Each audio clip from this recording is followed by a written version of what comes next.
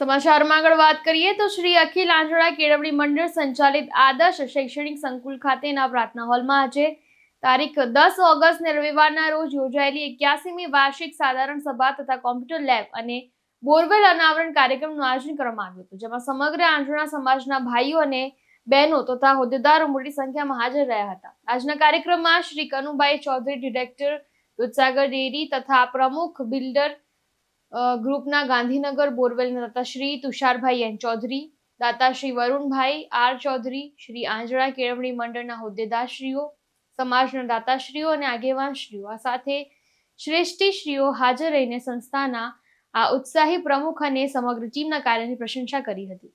તો આંજણા કેળવણી મંડળ દ્વારા આજના કાર્યક્રમમાં ઉપસ્થિત સૌ મહેમાનોનું સ્વાગત પ્રવચન દ્વારા પ્રમુખ શ્રી કે ચૌધરીએ કર્યું હતું ને આજના કાર્યક્રમમાં ઉપસ્થિત સૌ મહેમાનો અને દાતાશ્રીઓનું સન્માન કેળવણી મંડળના હોદ્દેદારોના હસ્તે કરવામાં આવ્યું હતું, જેમાં કોમ્પ્યુટર લેબ અને બોરવેલ અનાવરણ ઉપસ્થિત મહેમાનો તથા દાતાશ્રીઓના હસ્તે કરવામાં આવતા સમાજના ભાઈઓ અને બહેનોએ ઉત્સાહપૂર્વક તાલીઓના ગડગડાટ સાથે તે વધાવી લીધો હતો. તો વિસનગર શહેરના મધ્ય વિસ્તારમાં ચાલી રહેલા અખિલ આંજણા કેળવણી મંડળ સંચાલિત આદર્શ શૈક્ષણિક સંકુલ ખાતે વિવિધ સંસ્થાઓ કાર્યરત છે, જેમાં અભ્યાસ કરવા માટે આવતા મોટી સંખ્યામાં ચૌધરી સમાજના વિદ્યાર્થીઓની સાથે સાથે અન્ય સમાજના વિદ્યાર્થીઓ પણ અભ્યાસ કરી રહ્યા છે. તો આજના કાર્યક્રમની માહિતી પ્રમુખ શ્રી કે ચૌધરી આપી હતી. શ્રી અખિલ આંજણા કેળવણી મંડળ વિસનગર સંચાલિત આદર્શ વિદ્યાલય આદર્શ સંકુલની આજે 81મી વાર્ષિક સાધારણ સભા આ સંસ્થાની અંદર યોજાઈ. તેની અંદર મુખ્ય બે અનાવરણો રાખેલા, એમાં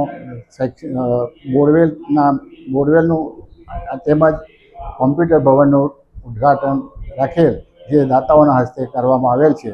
બોરવેલની અંદર 15,11,011 ગંગા સમૂહબેન મેવડ તરફથી મળેલ છે, તેમજ કોમ્પ્યુટર ભવન માટે 25,11,111 બામોસના નિવાસી ભાઈ શ્રી દિનેશભાઈ અને તેમના પરિવાર તરફથી બામોસા મળેલ છે, જેનું આજરોજ અનાવરણ કરેલ છે. અને એની સાથે સાથે આ સંસ્થાની અંદર શિક્ષણ કેવું ચાલે, શિક્ષણ બાબતની વિસ્તૃત અહીંયા માહિતી આજના સભામાં આપવામાં આવેલ છે. અને આ સંસ્થાના 3 નવા આયામો, કન્યા છાત્રાલય, કુમાર છાત્રાલય અને પ્રગતિ ભવન વધવા માટેનો જે 30 કરોડનો પ્લાન છે, એ પ્લાનની અંદર આજે બંને બાંધકામો ચાલુ છે, કન્યા છાત્રાલય પ્રગતિ ભવનનો, અને કુમાર છાત્રાલયનું દિવાળી પછી એનું ખાતમુહૂર્ત એ પણ ચાલુ કરવાનું છે. એટલે એની અંદર કુલ લગભગ 19 કરોડ રૂપિયાનું સમાજના દાતાઓ તરફથી મળેલ છે. એ ખરેખર સરાહનીય છે, અભિનંદનને પાત્ર છે.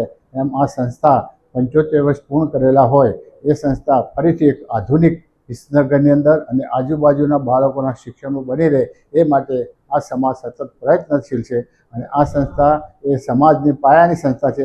એના પછી જિલ્લામાં અને રાજ્યની અંદર જુદા જુદા સાબરકાંઠા, બનાસકાંઠા, પાટણ આ રીતે જુદી જુદી સંસ્થાઓ થયેલ છે.